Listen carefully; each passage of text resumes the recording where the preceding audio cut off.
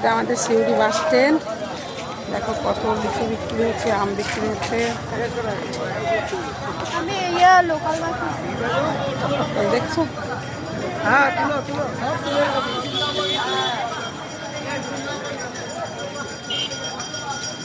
এই দেখো এখানে লিচু বিক্রি হচ্ছে।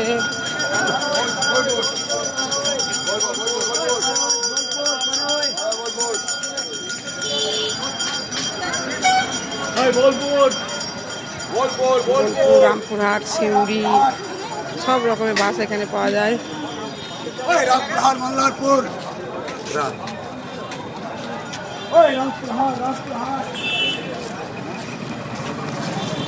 এখন বাস ধরতে এসেছি, বাসই পাচ্ছি না আমাদের লাইনে।